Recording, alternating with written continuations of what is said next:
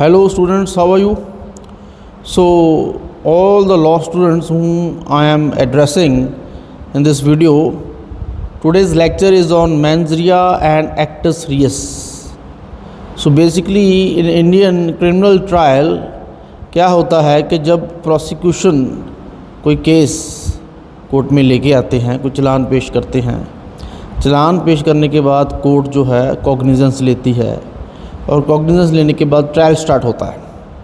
Through out the trial burden of जो होता है ना, जो बर्डन होता है, किस चीज़ का बर्डन?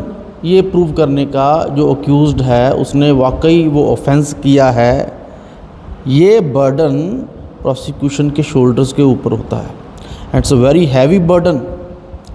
प्रोसिक्यूशन को बियॉन्ड रीजनेबल डाउट ये कोर्ट में प्रूव करना होता है कि अक्यूज़ ने ही, किसी और ने नहीं, अक्यूज़ ने ही ये काम किया है, ये ऑफेंस किया है। अक्यूज़ के दिमाग में पहले से ही ये इंटेंशन थी ये गलत काम करने की। फॉर एग्ज़ाम्पल मर्डर का केस है तो प्रोसिक्यूशन का मेन दायित्व या ये ड्यूटी होती है कोर्ट में ये प्रूव करने की कि अक्यूज़ड के दिमाग में वाकई ही पहले से ही ये प्लान बना हुआ था ये काम करने का, ये गलत काम जो उसने किया है, ये जो ऑफेंस उसने आईपीसी में किया है, जो आईपीसी में दर्ज है, उसके दिमाग में ये प्लान था। उसका दिमाग गिल्टी है, उसको गिल्टी बनाने से पहले उसके दिमाग को गिल्टी शो करना पड़ेगा, because everything starts from your mind, you know.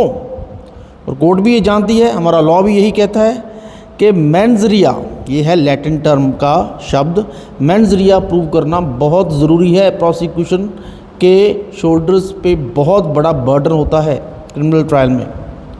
Until and unless the prosecution is not able to prove mens rea, the accused will be not held guilty by the court. देखो trial में prosecution, criminal trial की बात कर रहा हूँ, criminal trial में prosecution ने दो चीज़ें प्रूव करनी है, एक तो मेंस रिया और एक एक्टस रियस। एक्टस रियस क्या होता है? गलत एक्शन जो उसने किया है, कोई तो एक्ट किया ना, जैसे मर्डर है तो मर्डरर ने जो उसके छुरा मारा है या उसके गोली मारी है विक्टिम के ऊपर, तो वो उसने गलत एक्ट किया है, एक्शन किया है, एक्शन गलत एक्शन किया है, रॉन्गफुल एक्ट किया है। तो एक्टस रियस का मतलब क्या हुआ? Wrongful act. Wrongful act prove करना ही है, लेकिन उसके साथ ही साथ मेंस रिया, गिल्टी माइंड भी प्रूव करना है। अकेले रॉन्गफुल एक्ट से वो उसको सज़ा नहीं मिलेगी, अकेले रॉन्गफुल एक्ट प्रूव करने से कोर्ट ने अक्यूज को गिल्टी करार नहीं देना है, उसको कन्विक्शन नहीं होगी। अकेले रॉन्गफुल एक्ट को अगर प्रोसिक्यूशन ने कोर्ट में प्रूव कर दिया, प्रोसिक्यूशन को रॉन्गफुल एक्ट के साथ साथ एक्ट मेंस रिया भी प्रूव करना पड़ेगा। तो एक्टस रियस क्या होता है? Wrongful act. मेंस रिया क्या होता है? Guilty mind. रॉन्गफुल एक्ट के साथ साथ गिल्टी माइंड भी प्रूव करना पड़ेगा। उसके दिमाग में जो उस गिल्टीनेस था, जो गिल्ट है, उस गिल्ट को प्रूव करना पड़ेगा। प्रोसिक्यूशन का ये दायित्व है, ये ड्यूटी है। And until and unless the prosecution is not able to perform this duty well, the accused will be let free by the court. वो रिलीज़ कर दिया जाएगा, अक्यूज्ड बिल्कुल ही अक्विट हो जाएगा, because the prosecution is not able to prove the mens rea which is in the mind of the accused. वो mens rea कैसे प्रूव करेगी? डॉक्यूमेंट्री एविडेंस से, एक्सपर्ट एविडेंस से। कोई MLR रिपोर्ट होगी डॉक्टर की, कोई पोस्टमार्टम रिपोर्ट होगी डॉक्टर की, कोई फिंगरप्रिंट एक्सपर्ट होगा, कोई FSL रिपोर्ट होगी। काफ़ी रिपोर्ट्स होती हैं, काफ़ी एक्सपर्ट ओपिनियंस आते हैं कोर्ट में जो बुलाए जाते हैं प्रोसिक्यूशन की तरफ से, और उनकी गवाही होती है। तो उन सब एविडेंस और प्रोसिक्यूशन खुद जो पुलिस वाले एविडेंस इकट्ठा करते हैं CRPC के तहत, उन सब गवाही जो ली गई है, सब गवाहों के मद्देनज़र कोर्ट ये फैसला करती है एविडेंस को देख के कि वाकई अक्यूज़ के दिमाग में ये प्लान पहले से था, उसको पता था कि वो क्या कर रहा है, उसकी इंटेंशन थी, उसका गिल्टी माइंड था। बिकॉज अनटिल एंड अनलेस उसके गिल्टी माइंड को कोर्ट में प्रूव ना किया गया हो तो कोर्ट कभी भी उसको सज़ा नहीं देगी, वो अक्विट हो जाएगा, वो कन्विक्ट नहीं होगा। तो ये प्रोसिक्यूशन के ऊपर बहुत ज़्यादा बर्डन होता है। और एक फंडामेंटल प्रिंसिपल और समझ लो, जितना ज़्यादा संगीन जुर्म होगा the burden of proof will be very heavy on the shoulders of the prosecution. जैसे मर्डर है, रेप वर्गे जो हीनियस क्राइम्स हैं, इसमें the prosecution has to prove the guilt of the accused beyond reasonable doubt. हालांकि ये दूसरा topic बन जाता है, बिना किसी डाउट के कोर्ट में ये प्रूव करना पड़ेगा कि इसने ही मर्डर किया है, इस अक्यूज़ ने ही रेप किया है, किसी और ने नहीं किया। वो चलो अलग टॉपिक हो गया। लेकिन इस वीडियो में मैं आपको ये बताना चाहता हूँ कि कोई भी ऑफेंस है, ज़्यादातर ऑफेंसेस में मेंजरिया होना ज़रूरी है। एक्शनेबल जो उसने जो एक्ट किया है, एक्ट सीरियस किया है, एक्ट के साथ साथ गिल्टी माइंड भी हो, इन दोनों के कॉम्बिनेशन से ही उसको सज़ा होगी। अकेले मेंजरिया से सज़ा नहीं होगी, एक्ट होना ज़रूरी है, और अकेले एक्ट से भी सज़ा नहीं होगी, मेंजरिया होना ज़रूरी है। Guilty mind plus action, guilty mind plus wrongful action, इन दोनों के कॉम्बिनेशन से ही सज़ा होगी। फॉर एग्ज़ाम्पल, अगर बच्चा है 7 साल से कम है, 7 साल से छोटा कोई बच्चा है, उसको कानून में डोली इनकैपेक्स बोलते हैं। वो कोई भी जुर्म नहीं कर सकता, कानून उसको बिल्कुल बरी कर देगी, उसको अक्विट कर देगी, चाहे उसने मर्डर ही क्यों ना कर दिया गया हो, क्योंकि उसके माइंड इतना डेवलप नहीं है। 7 साल के बच्चे का कौन सा माइंड डेवलप होता है, तो उसको नहीं पता मैं क्या कर रहा हूँ, इसका मतलब मेंजरिया नहीं है, गिल्टी माइंड नहीं है। इवन 12 साल तक के बच्चे को भी ये छूट मिल सकती है, until and unless he is not able to understand what he is doing.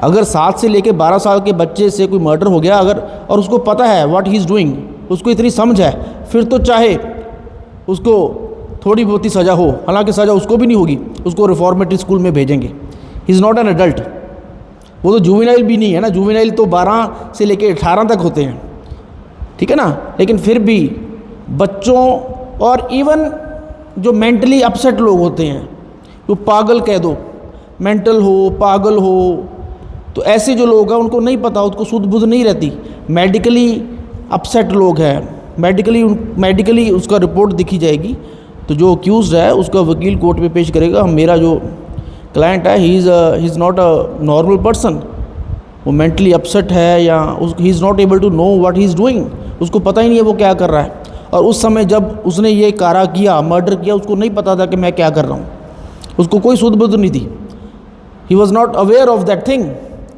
तो वो पागल है, मेंटली अपसेट है, जो भी है, उसकी मेडिकल हिस्ट्री देखी जाएगी एज अ प्रूफ, वो बरी हो जाएगा, वो अक्विट हो जाएगा। क्यों? मेंजरिया नहीं है उसके दिमाग में, मेंटल एलिमेंट नहीं है, उसको नहीं पता आगे मैं जो कर रहा हूँ वो मर्डर है, उससे क्या किसी की जान चली जाती है, उसको खुद को नहीं पता। तो जिसको खुद को ही नहीं पता मैं क्या कर रहा हूँ, उसने कोई गुनाह ही नहीं किया पहली बात। तो इसलिए कोर्ट ये न्याय देती है कि अगर किसी को कोई भी सज़ा देनी है किसी भी ऑफेंस के लिए तो मेंजरिया होना ज़रूरी है। लेकिन हर एक ऑफेंस में मेंजरिया होना ज़रूरी है ये भी कोई ज़रूरी नहीं है। कुछ स्टैट्यूटरी ऑफेंसेस होते हैं जहां मेंजरिया की बिल्कुल ज़रूरत नहीं होती, क्योंकि अगर उन ऑफेंसेस में मेंजरिया या गिल्टी माइंड शो करने की नौबत आ जाए प्रोसिक्यूशन को तो कोई भी रिलीज़ हो जाएगा, कोई भी बंदा जो उस केस में अक्यूज़ड है वो जो है एक्विट हो जाएगा। और ऐसे ऑफेंसेस जो वो होते हैं वो पब्लिक पॉलिसी को डील करते हैं, या कोई ऐसे ऑफेंसेस होते हैं जिससे बहुत सारा सोसाइटी को नुकसान हो जाता है अगर उस ऑफेंसेस में या उन ऑफेंसेस को प्रूव करने के लिए मेंजरिया की ज़रूरत हो। जैसे motor vehicle act, accidental case, हमारे इंडिया में बहुत एक्सीडेंट होते हैं सड़कों पे, तो उन एक्सीडेंट केसेस में जो कानून लगता है वो है मोटर व्हीकल एक्ट 1988। तो उसके 140 सेक्शन में कहा गया है no fault liability. No fault liability, अगर आपकी गाड़ी से, आपके व्हीकल से, मोटर व्हीकल से कोई एक्सीडेंट हो जाता है और किसी को इंजरी हो जाती है या किसी की डेथ हो जाती है तो नो फॉल्ट लायबिलिटी के तहत, चाहे आपकी फॉल्ट हो या ना हो, चाहे वो खुद ही आपकी गाड़ी के आगे आ गया, आगे मर गया, लेकिन क्योंकि आप गाड़ी चला रहे हो, आप मोटर व्हीकल चला रहे हो, नो फॉल्ट लायबिलिटी के तहत आपको जो है सज़ा होगी ही होगी, आपकी लायबिलिटी बनती ही बनती है। उसमें कोई मेंजरिया की ज़रूरत नहीं है। आप कोर्ट में ये नहीं कहोगे कि नहीं सर मेरी मेंटल एलिमेंट नहीं था या मैं एक्सीडेंट करना नहीं चाहता था, वो खुद मेरे सामने आ गया। नहीं, ये नो फॉल्ट लाइबिलिटी के तहत आपकी लाइबिलिटी बनेगी। और वो जो है फ़िक्स अमाउंट होता है, कोर्ट फिक्स करती है, वो अमाउंट आपको देना ही पड़ेगा। विक्टिम जो डेथ हुई है जिसकी, उसके जो लीगल जो रिप्रेजेंटेटिव्स हैं, उसकी वाइफ है या उसकी जो पेरेंट्स हैं, जो भी डिसीज़्ड है, फॉर एग्जांपल कोई मेल डिसीज़्ड हुआ है जो आपकी एक्सीडेंट हुआ है आपसे, उसके जो भी रिश्तेदार हैं उनको आपको कुछ अमाउंट देनी पड़ेगी कोर्ट के कहने पे। फिक्स्ड अमाउंट है ये लायबिलिटी, नो फॉल्ट लायबिलिटी है। लेकिन अगर वो ज़्यादा अमाउंट मांगते हैं तो उनको फिर उनके वकील को फिर मेंजरिया प्रूव करना पड़ेगा कि आपने ये एक्सीडेंट जानबूझ के किया है। हालांकि नेचुरली एक्सीडेंट जो है, जो जानबूझ के कभी नहीं होता, एक्सीडेंट में मेंजरिया कभी भी नहीं होता, नेग्लिजेंस होता है, रैशनेस ज़रूर होती है।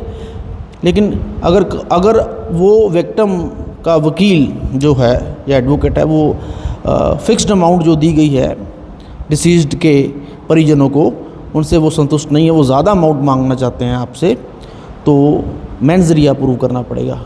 नहीं तो मेंजरिया प्रूव करने की ज़रूरत नहीं है। ये है स्टैट्यूटरी ऑफेंसेस। इसके अलावा और भी 1-2 ऑफेंसेस हैं जिसमें मेंजरिया की प्रूव करने की ज़रूरत बिल्कुल नहीं होती। लेकिन ज़्यादातर जो आईपीसी के ऑफेंसेस है उसमें मेंजरिया प्रूव करने की ज़रूरत है। मेंजरिया प्लस एक्ट सीरियस दोनों को प्रूव करने की ज़रूरत है। मेंजरिया बहुत इंपॉर्टेंट है, गिल्टी माइंड बहुत इंपॉर्टेंट है। Until unless the accused is having no guilty mind, then he will not be presumed to be guilty, he will be presumed to be innocent। वैसे तो प्रोज्यूम कोर्ट में पहले दिन से ही कोर्ट उसको इनोसेंट ही प्रोज्यूम करती है। ये तो प्रोसिक्यूशन ने प्रूव करना होता है कि that he is not innocent. Court presume करेगी उसको कि तू इनोसेंट है, let the prosecution prove the case against you. अगर प्रोसिक्यूशन अपना दायित्व अच्छी तरह निभा पाएगी और उसको बियॉन्ड रीजनेबल डाउट प्रूव कर देगी कोर्ट में कि इसी ने ही ये मर्डर किया है या ये ऑफेंस किया है, तो कोर्ट ज़रूर उसको सज़ा देगी। लेकिन गिल्टी माइंड को प्रूव करना बहुत ज़रूरी है कोर्ट के सामने प्रोसिक्यूशन को। अगर गिल्टी माइंड प्रूव ना कर सकी तो वो बरी होगा, वो रिलीज़ होगा, ठीक है। लेकिन कुछ ऑफेंसेस जैसे मैं आपको पहले बताया है, जैसे एक्सीडेंट केस हो गया मोटर व्हीकल एक्ट में, उसमें मेंजरिया प्रूव करने की ज़रूरत नहीं है। नहीं तो हर एक ही एक्सीडेंट करके मेंजरिया की बात करने लग जाएगा। इसलिए इंडिया में एक्सीडेंट बहुत ज़्यादा होते हैं, इसलिए ये स्टैट्यूटरी ऑफेंसेस में मेंजरिया को प्रूव करने की ज़रूरत नहीं है। इवन आईपीसी में जैसे रेप है, रेप अगर कोई रेप कर रहा है तो कोर्ट में कहे कि सर मेंजरिया नहीं था मेरा, ये कोई बात बनी? मर्डर में चलो मेंजरिया मान जाते हैं, रेप ऐसा हीनियस और संगीन जुर्म है, किसी लड़की का रेप किया है तो लड़का कह सकता है कोर्ट में कि सर मेंजरिया नहीं था। कमाल है यार, तूने रेप कैसे कर दिया फिर बिना मेंजरिया के?